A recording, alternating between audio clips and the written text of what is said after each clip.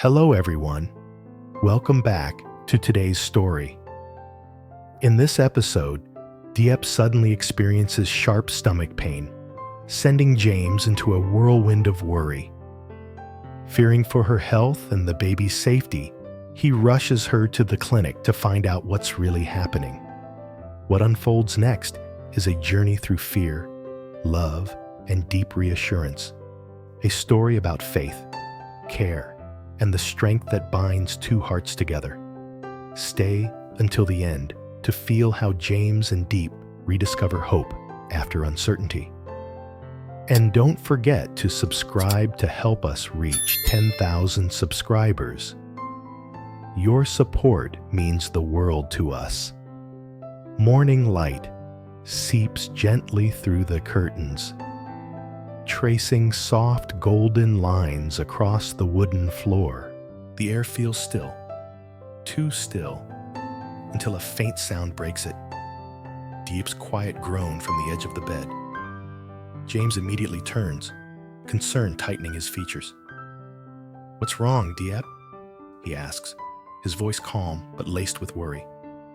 Diep presses a hand to her stomach, her expression pale. "It hurts. Suddenly, I thought it was just indigestion, but it's getting worse."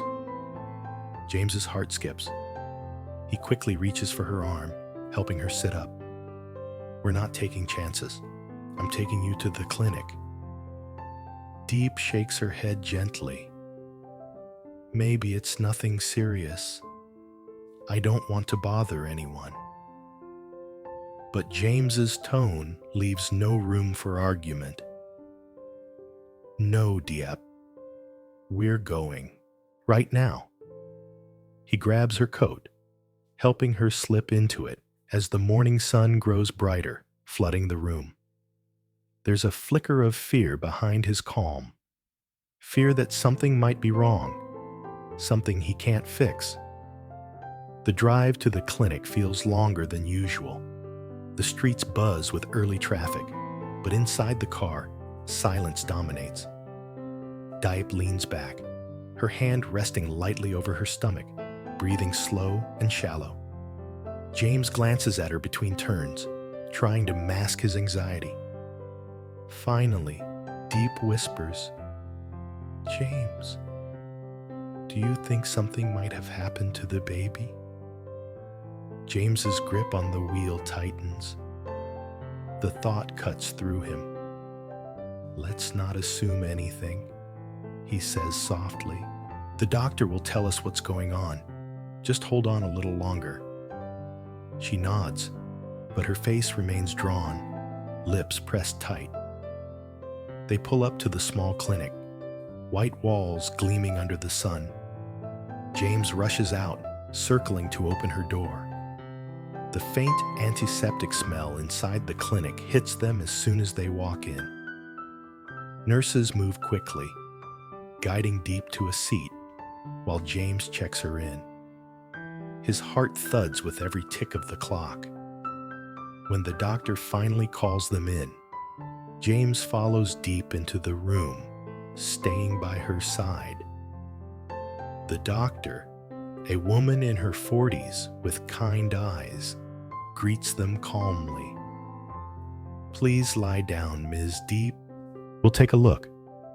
Diep obeys, the paper sheet beneath her crinkling. The doctor asks a few gentle questions about her symptoms, diet, and recent stress. Then she turns to James, noticing the tension on his face. "You're worried about the baby, right?" James nods slowly. "She's been having sharp pains since this morning.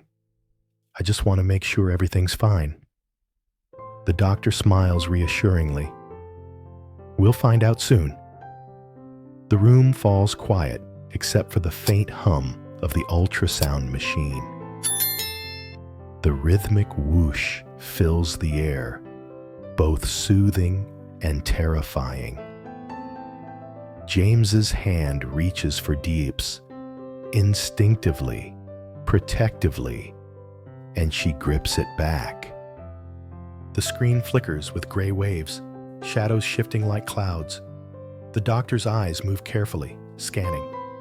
A long pause follows, the kind that stretches time. Finally, she turns toward them. "The fetus looks fine," she says softly. "No signs of abnormality. The pain isn't from the pregnancy itself. It's likely a mild uterine contraction due to stress or fatigue." Diep exhales shakily, her eyes glistening. "So, the baby is okay?" "Yes," the doctor confirms with a gentle nod. "But you need rest. Avoid overexertion and try not to let emotions run high. Stress can cause physical pain, especially in early pregnancy." James lets out a long breath. He didn't realize he'd been holding. The weight on his chest begins to ease, replaced by relief and gratitude. He squeezes Diep's hand gently. "See, everything's all right," he murmurs. Diep smiles faintly, tears forming at the corners of her eyes. "I was so scared." The doctor finishes her notes, writing a short prescription for vitamins and gentle supplements. "You're both young, but pregnancy takes a lot from the body. Make sure she eats well and sleeps enough," she tells James. "I will," he promises. As they step outside, sunlight greets them like an embrace. The wind is mild, carrying the scent of nearby blossoms. Diep leans against James for a moment, her body finally relaxing. "Thank you for coming with me," she whispers. He laughs softly. "You think I'd let you go through this alone?" Her lips curve into a small smile. "I guess not." They walk toward the car, the tension between them easing with every step. Yet behind James's calm exterior, a flicker of worry remains. About his father, about the life they're building, about the uncertainty that still lies ahead. On the way back, Diep rests her head against the window, the passing scenery reflected in her eyes. "James," she says quietly, "do you think your father will ever accept me?" He hesitates before answering. "He will. He just needs time. My dad's always been strict, but he's not cruel. Once he sees how happy we are, how sincere you are, he'll understand." Diep nods, though the doubt lingers. "Sometimes, I feel like no matter how hard I try, I'll never be good enough." James glances at her, voice low but firm. "Don't ever say that. You're more than enough, Diep. You've always been." The car moves steadily down the road, trees lining both sides, their shadows flickering across the windshield like silent witnesses to their quiet moment of truth. Later, they stop by a small pharmacy to fill the prescription. The pharmacist, a cheerful woman, greets them warmly. "Ah, prenatal vitamins. Congratulations." Diep blushes, smiling shyly. "Thank you." As she takes the paper bag, sunlight falls across her face, making her glow. James watches her with a soft smile, realizing how fragile and strong she looks all at once. Outside, they pause by a park bench. Children laugh nearby, chasing bubbles in the wind. Diep sits down, watching them, her hand resting gently on her stomach. "I still can't believe it," she murmurs. "There's really a little life growing inside me." James sits beside her, his arm around her shoulders. "Believe it. And from now on, we'll take care of both of you. No more overworking, okay?" Diep laughs lightly. "You sound like a doctor." "I just sound like someone who loves you," he replies, his voice warm. The moment stretches, peaceful, pure. The fear from the morning, has melted into something tender, something grounding. For now, the world feels safe again. Yet in the distance, clouds begin to gather, a reminder that peace never lasts forever. James glances at the horizon, his thoughts clouded by what still awaits them. His father's disapproval, the expectations, the choices that could change everything. But for now, as Diep leans against him, eyes closed and heart calm, he allows himself to breathe, to hope, to believe that love, in its quiet strength, can overcome even the heaviest storms. The next morning dawns bright and quiet, a thin mist rising over the fields beyond their home. James wakes first, the faint rustle of birds outside blending with the steady rhythm of Diep's breathing. He turns toward her. She's sleeping peacefully for the first time in days. Relief washes over him, like sunlight breaking through fog. He gets up silently, makes tea, and watches the steam curl into the air. His thoughts drift to the clinic, the doctor's calm words echoing again and again. She's fine. The baby's fine. It should be enough. And yet, a shadow lingers in his mind. His father's voice from the night before, sharp and unforgiving. James, you're reckless. How can you think about a child when you haven't even secured your future? A family needs more than love. Those words had stung deeply, not because they were entirely wrong, but because they made him feel powerless, caught between the woman he loves and the father he's always tried to make proud. He exhales slowly, gripping the edge of the cup. A soft voice behind him breaks the silence. You're awake early. Diep stands by the door, wrapped in a shawl, her hair slightly messy from sleep, but her smile gentle. James immediately sets down the cup and goes to her. You should still be resting. I'm fine now, she replies. The pain's gone. I just wanted to see you. He smiles faintly, guiding her to the chair. Come sit. I'll make you breakfast. She shakes her head, amused. You'll burn it again. He laughs, pretending to be offended. Not this time. I've learned my lesson. They share a light breakfast, simple congee and warm tea, but the quiet between them feels full of understanding. Diep looks at him thoughtfully. You've been quiet since yesterday. What's on your mind? He hesitates, then admits softly, My father. He doesn't understand. He thinks we're moving too fast. Diep lowers her gaze, her spoon pausing midair. I knew it, she murmurs. He doesn't approve of me, does he? James reaches across the table, taking her hand. It's not you. It's his fear. He worries about our stability, about me, but he doesn't see what I see. You, your strength, the way you never give up. Diep's eyes glisten, but she holds back tears. I'll prove to him that I can be the kind of woman worthy of this family. You don't need to prove anything, James says softly. Just be yourself. That's enough. Their eyes meet, an unspoken promise passing between them. Later that afternoon, James decides to take Diep out for some fresh air. Let's get away for a while, he suggests. There's a lake not far from here. You'll like it. The drive feels lighter this time. Diep hums softly to the radio, the wind playing with her hair. The tension from the day before has loosened, replaced with calm curiosity about what comes next. When they arrive, the lake shimmers under the sun, surrounded by tall reeds and wildflowers.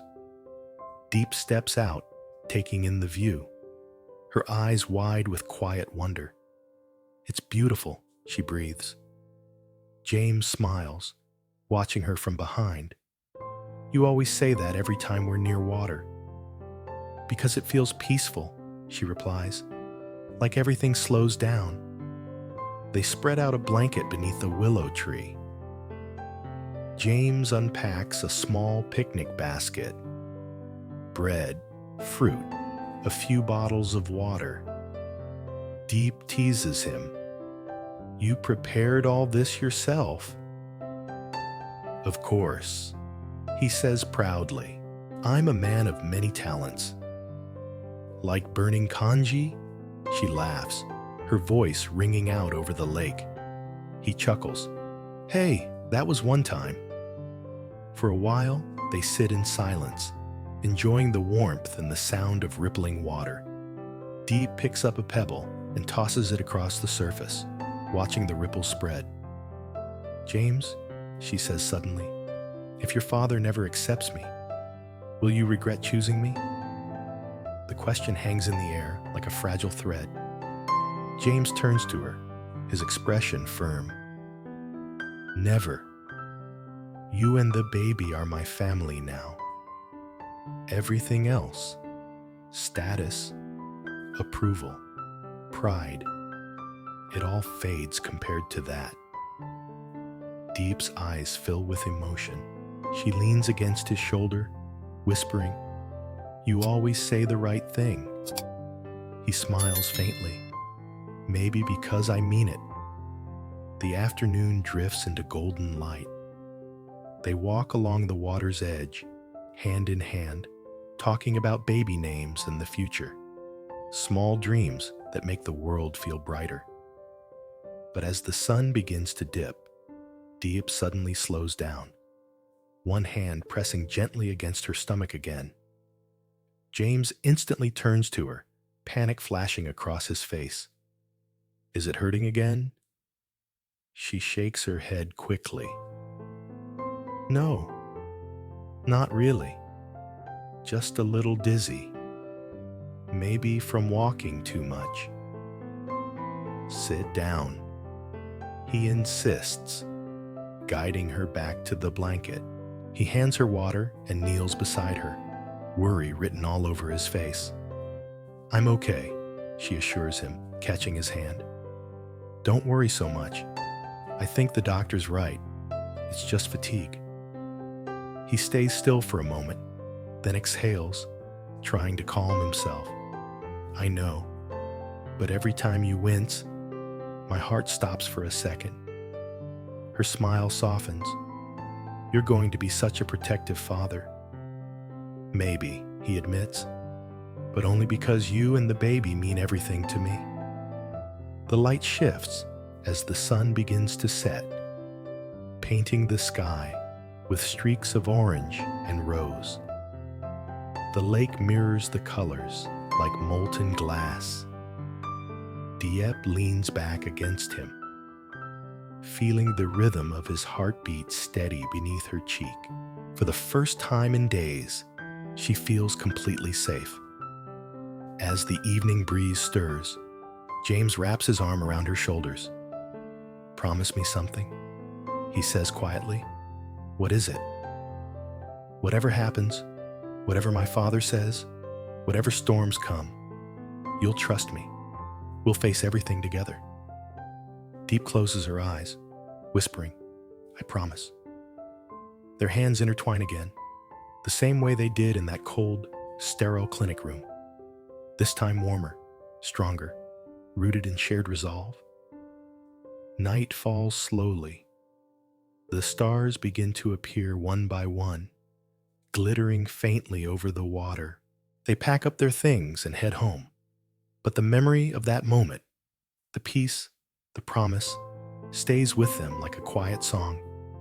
Back home, as Diep changes for bed, James watches her from the doorway, his gaze soft.